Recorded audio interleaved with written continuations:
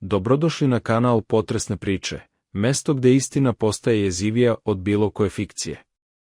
Ovde donosimo autentične priče koje su obeležile živote ljudi sa Balkana. Priče koje se zaista desile. Priče koje će vas nagnati da proverite da li ste zaključali vrata. Ako volite istinite horor priče, nemojte zaboraviti da se pretplatite na kanal i pritisnete zvonce za obaveštenje. Ostavite nam u komentaru odakle nas gledate, voleli bismo da znamo gde su naši slušaoci. A sada, ugasite svetla, stavite slušalice i pripremite se za priču koja će vam zalediti krv u žilama. Nikada neću zaboraviti miris dizel goriva pomešan sa krvlju. Bilo je 3 ujutru te februarske noći kada je sve krenulo naopako. Zovem se Dušan i radim kao radnik na održavanju puteva već 12 godina. Mislio sam da sam video sve, svako ludilo koje balkanski putevi mogu da ponude. Ali ono što se desilo te noći na planinskom prelazu između Srbije i Crne Gore promenilo me zauvek. Pretvorilo me u čoveka koji više ne može da spava bez noćne lampe. Čoveka koji stalno osjeća nečiji pogled na sebi. Čoveka koji zna da neke stvari ne bi trebalo da postoje, ali postoje. Još uvek osjećam njihov dah na vratu. Sve je počelo običnim telefonskim pozivom. Bio sam kod kuće, u toplom krevetu pored supruge Anđele, kada mi je zazvonio telefon. Dispečer Ratko mi je saopštio da je na prelazu Vučje pala ogromna količina snega i da je potrebna hitna intervencija.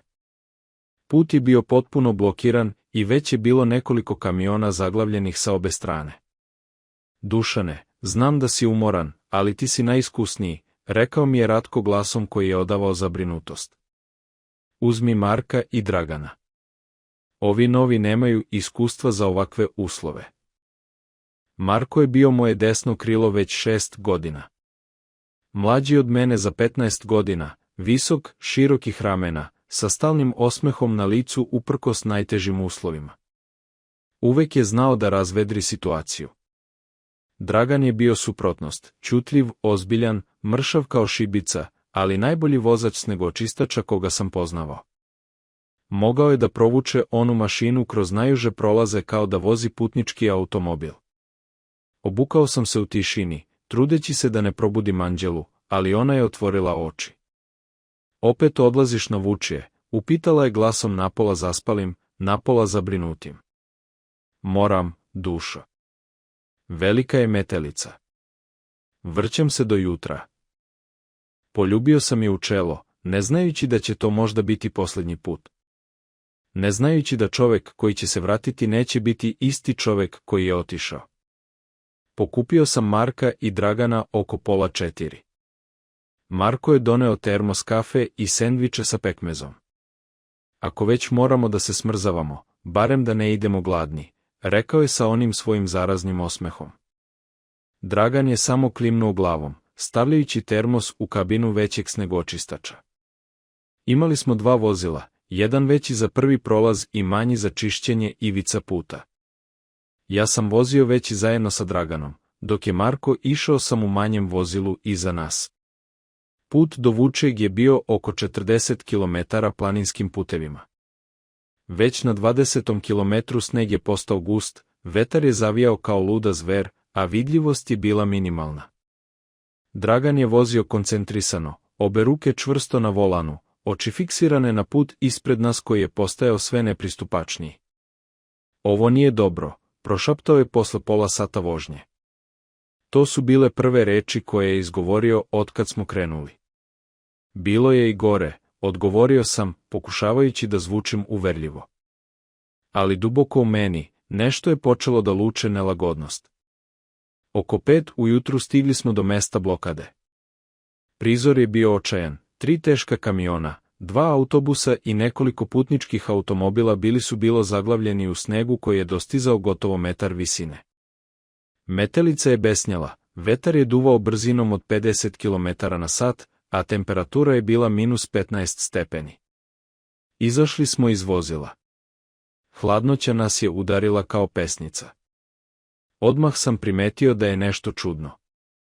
Vozači kamiona nisu bili u svojim kabinama. Oni su stajali napolju, grupisani, gledajući prema šumi koja je bila sa desne strane puta. Gde su oni? Upitao je Marko, približavajući nam se. I on je primetio čudnu atmosferu. Priđoh najbližem vozaču, starijem muškarcu oko 50 godina sa debelim brown kaputom i kapom koja mu je pokrivala pola lica. Dobro jutro. Mi smo ovde da vas izvučemo, rekao sam glasno, pokušavajući da nadjačam vika vetra. Čovek se okrenuo prema meni. Nikada neću zaboraviti izraz na njegovom licu. Bio je bledunjav, usne mu se tresle, oči su mu bile širom otvorene. Ne bi trebalo da ste došli, rekao je. Nešto je ovde. U šumi. Šta mislite? Upitao sam, osjećajući kako mi krv polako počinje da se ledi. Ne znam šta je. Ali nije čovek. Nije životinje. Čujemo ga već 2 sata. Krici, grohot, nešto veliko se kreće tamo. Jednom je izašlo na ivicu šume. Videli smo ga. Bože, videli smo ga. Drugi vozač, mlađi, možda 30 godina, priđe nam. Ruke su mu se tresle dok je palio cigaretu. Mislili smo da maštamo zbog umora. Ali onda smo svi videli. Bilo je visoko, mnogo više od čoveka. Držalo se na 2 noge, ali se kretalo pogrešno. Imalo je oči. Bože sveti, te oči su svetlale u mraku kao svetla automobila. Pogledah Marka i Dragana. Marko je pokušao da se nasmeje, ali smeh mu je zvučao primorano. Verovatno medved. Bude ih ovde zimi. Medvedi ne hodaju uspravno, rekao je stariji vozač oštro. I nemaju oči koje svetle crveno. Gospodine, razumem da ste preplašeni i umorni, počeo sam diplomatski, ali moramo da očistimo put. Imate li neko oruđe? Lopate. Dok sam pričao, čuo sam ga. Zvuk iz šume. To nije bilo vika vetra. Bio je to krik. Dug, protegnut, neljudski zvuk koji je probijao kroz metelicu i prodirao direktno u kosti. Završio se naglo, ostavljajući iza sebe tišinu koja je bila još zastrašnije. Svi smo se zaustavili. Dragan je instinktivno koračio bliže vozilu. To je ono, prošaptao je mlađi vozač. To je ono što smo čuli. Hteo sam da kažem nešto, bilo šta, da razbijem napetost. Ali tada se začulo drugo. Prasak granja. Nešto se kretalo kroz šumu. Nešto veliko. Čuli smo kako se lome grane pod težinom. Zvuk se približavao putu. Upalite svetla vozila. Sva svetla, naredio sam. Marko ne otrča do svog snegočistača i upalio reflektore. Dragan učinio isto. Kamiondžije upalili svetla svojih vozila. Odjednom, deo puta je bio osvetljen kao da je dan. I tada smo ga videli. Na ivici šume, možda 30 metara od nas, stajala je figura. Visoko, neverovatno visoko, barem 2,5 metra.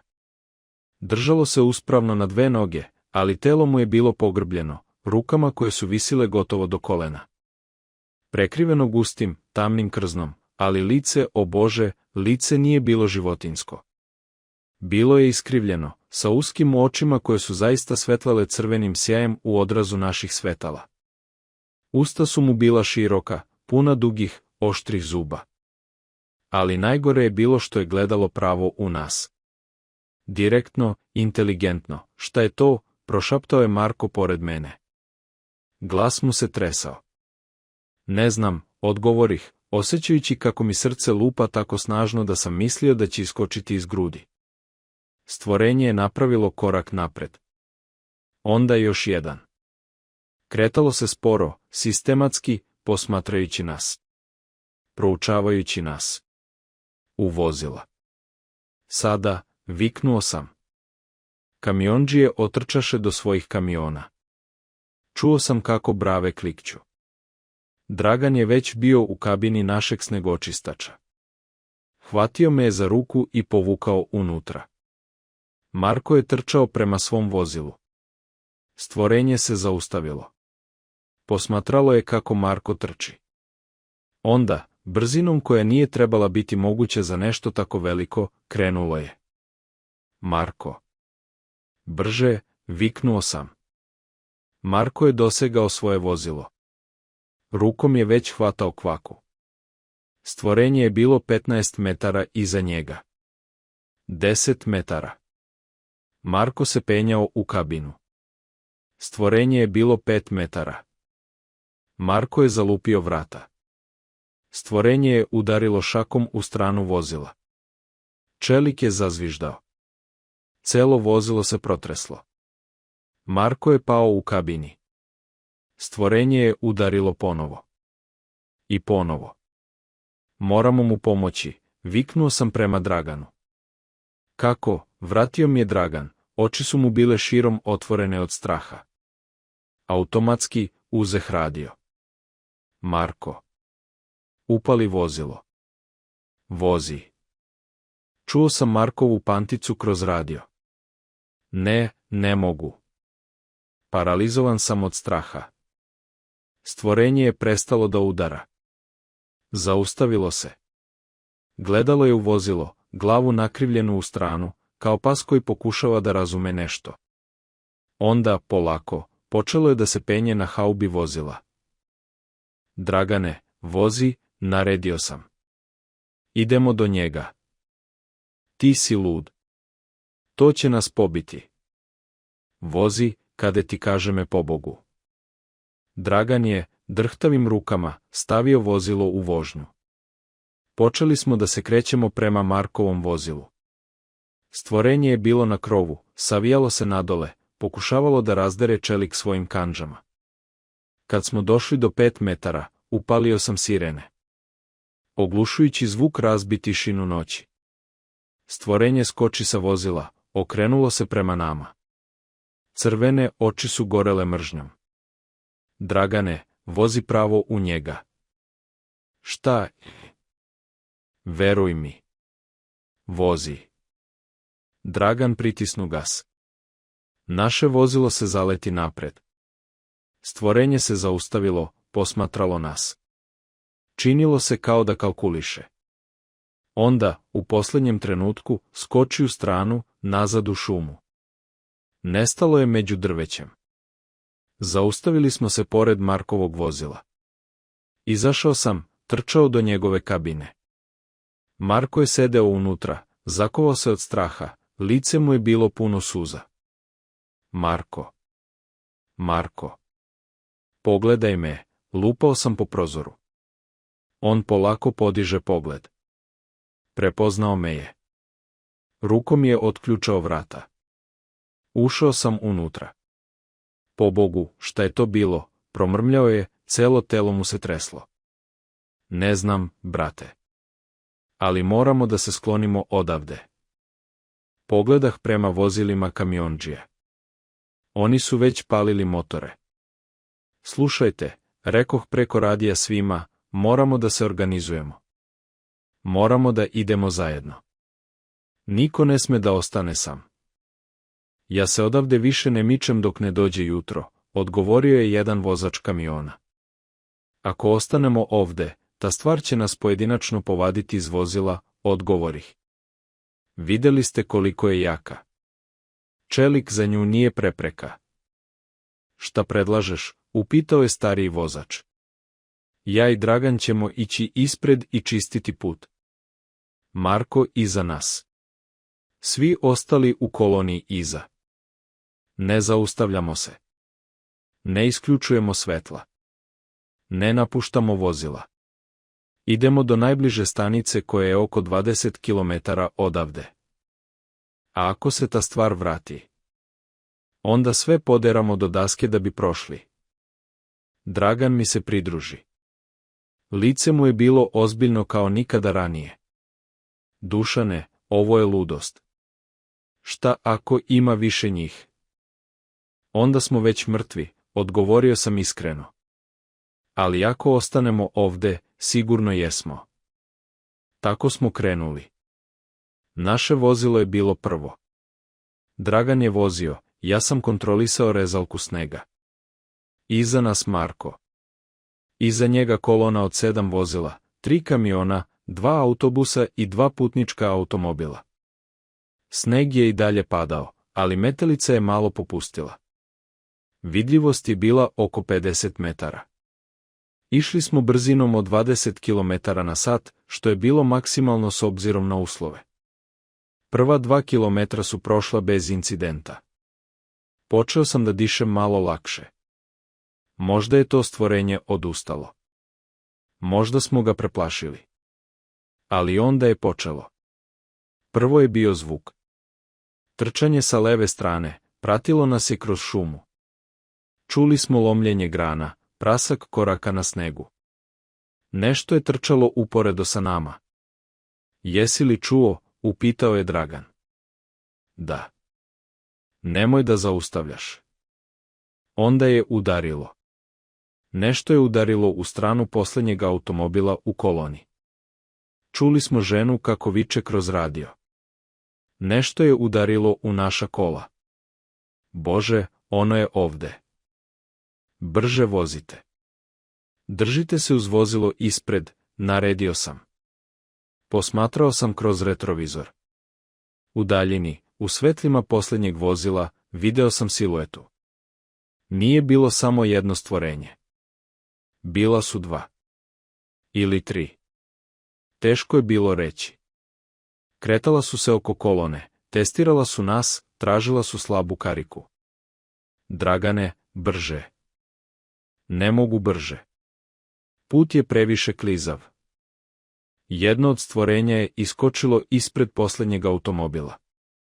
Vozač je zakočio instinktivno. Automobil se zaklizao, udario u banak snega sa strane. Zaglavio se. Pomož. Zaglavljeni smo, viknuo je vozač kroz radio. Ne zaustavljajte se.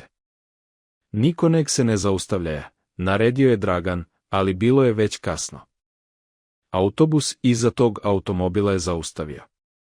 Onda kamion. Cela kolona je zastala. Jebem ti. Marko, okreni se. Moramo da pomognemo, rekao sam. Dok je Marko okretao svoje vozilo, video sam šta se dešava iza. Stvorenja, 3 njih sada jasno vidljiva u svetlima, su prišla zaglavljenom automobilu. U automobilu je bila porodica, muškarac, žena i 2 dece. Jedno od stvorenja je udarilo u zadnja vrata. Staklo je puklo. Čuli smo dečje krikove kroz radio. To je bio zvuk koji će me progoniti do kraja života. Brže. Idemo, viknuo sam prema Draganu. Ali znao sam da nećemo stići na vreme. Znao sam. Stvorenje je proturilo ruku kroz razbijena vrata. Ženski vrisak je odjeknuo planinom. Onda, odjednom, začuo se pucanj. 1, 2, 3 hica. Stariji kamiondžija je bio izašao iz svog vozila sa lovačkom puškom. Pucao je u stvorenja. Jedno od njih je palo, pogođeno u rame. Druga 2 su se okrenula prema njemu. Ne. Vraćaj se u vozilo, viknuo sam, ali on nije mogao da me čuje. Pucao je opet. Promašio. Stvorenja su počela da trče prema njemu. On je pobegao nazad prema kamionu, ali nije stigao. Jedno ga je dohvatilo. Ono što se desilo posle. Pokušavam da zaboravim. Ali krikovi. Bože, njegovi krikovi. Kad smo Dragan, Marko i ja najzad stigli nazad sa vozilima, stvorenje koje je bilo pogođeno je već pobeglo u šumu. Druga 2 su bila nad telom kamiondžije. Kada su nas videla, ona su također pobegla, vukući telo sa sobom. Zaglavljeni automobil smo izvukli uz pomoć sajle. Porodica je bila u šoku, ali živa. Otac je držao dete u naručju, obojica su plakala. Žena nije mogla da prestane da se trese. Moramo da se odavde maknemo. Sada, rekao sam. Ovaj put niko nije prigovorao.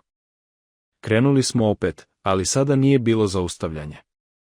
Čak i kada su stvorenja iskakala ispred nas, Dragan je vozio pravo. Udarili smo jedno od njih. Zvuk udara, kršenja kostiju, biće me progonilo zauvek. Ostali put do stanice bila je noćna mora. Stvorenja su nas pratila, napadala, pokušavala da zaustave vozila. Ali nastavili smo da se krećemo. Uvek napred.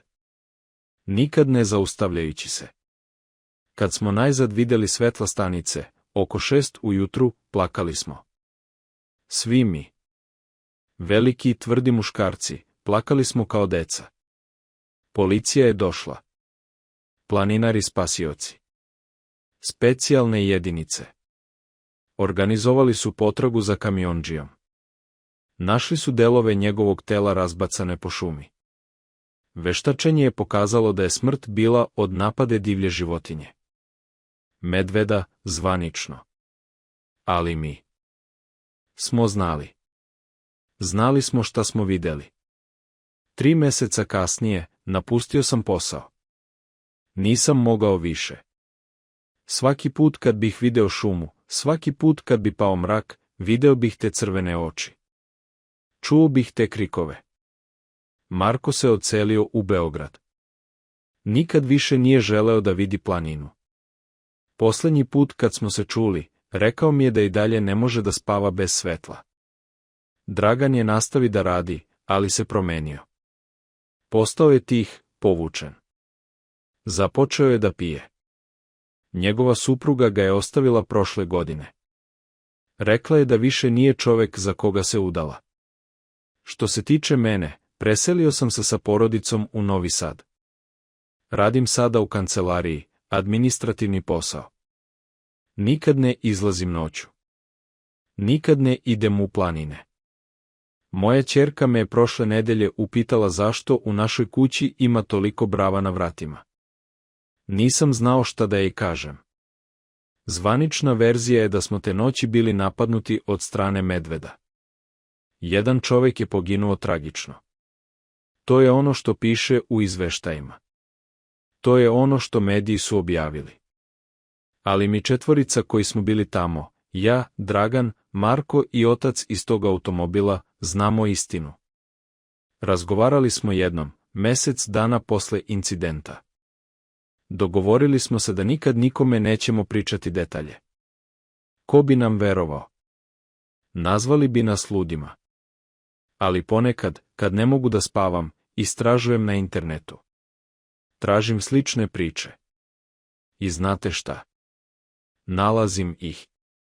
Desetine izveštaja sa Balkana, iz planinskih oblasti. Ljudi koji su vidjeli nešto. Pastiri koji su izgubili ovce na misteriozan način. Lovci koji se više nisu vratili iz šume. Postoji stari zapis iz 19. veka, našao sam ga u arhivu Narodne biblioteke. Pravoslavni sveštenik je pisao o demonima šume koji napadaju putnike na planinama. Opisao ih je kao biće što hodaju uporedo sa čovekom, ali nisu ljudi. Ima oči kao žar, zube kao vuk, snaga kao 10 ljudi. Mislio sam da su to praznoverice.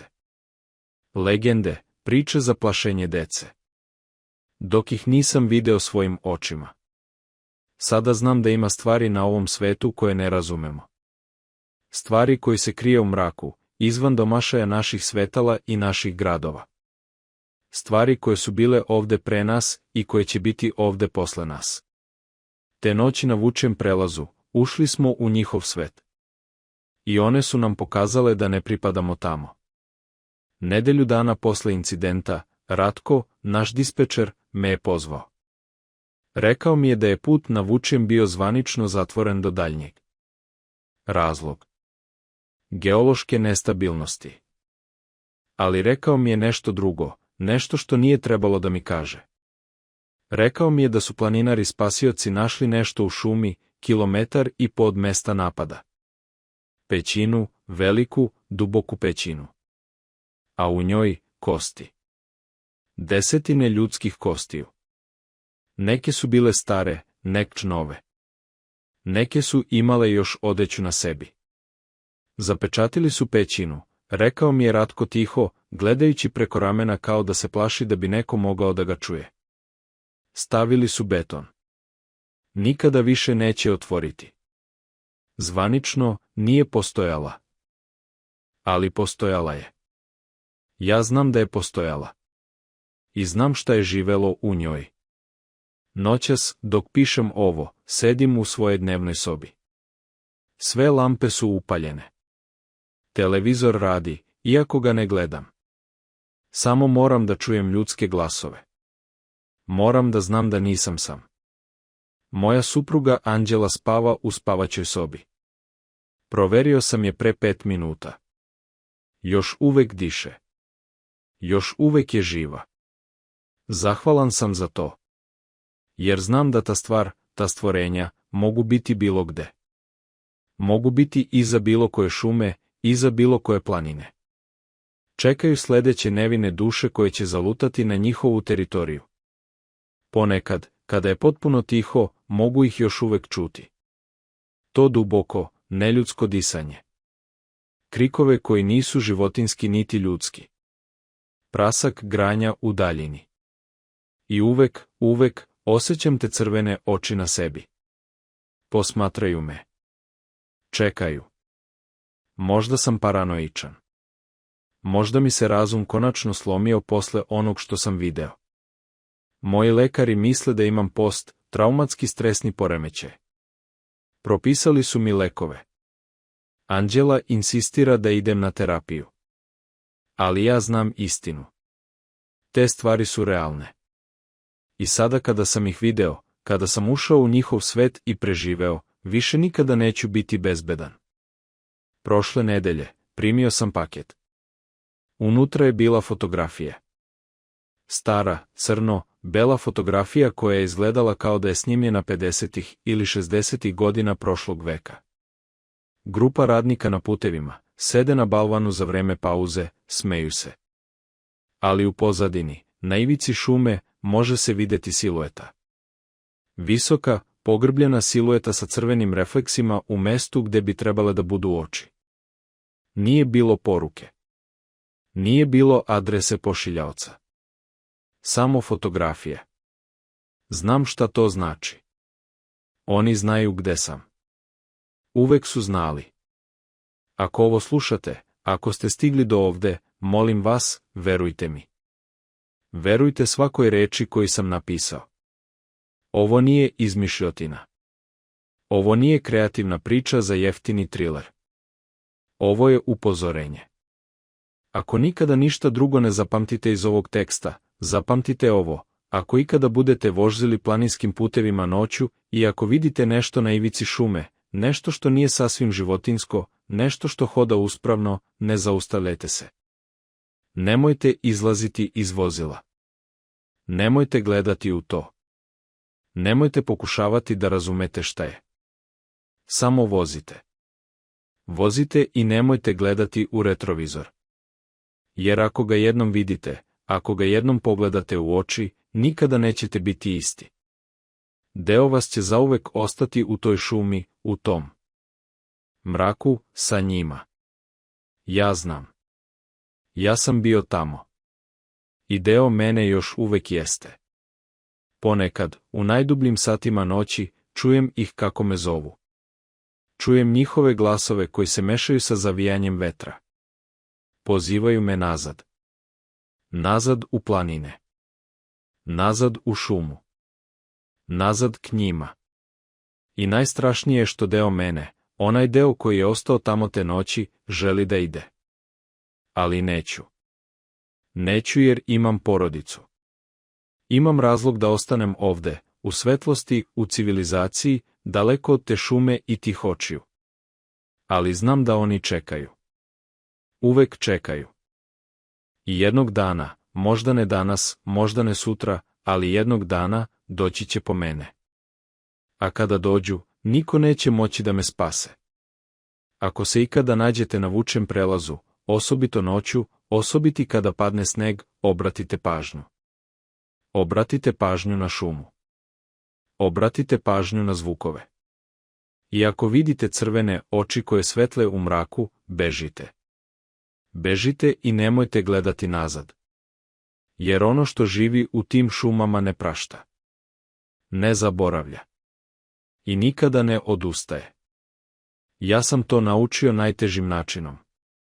I plaćam tu cenu svake noće, dok ležim budan, slušajući svaki zvuk, osjećajući svaku senku, čekajući neizbežno. Čekajući da se crvene oči ponovo pojave. Čekajući kraj koji znam da dolazi. Ali do tada živeću.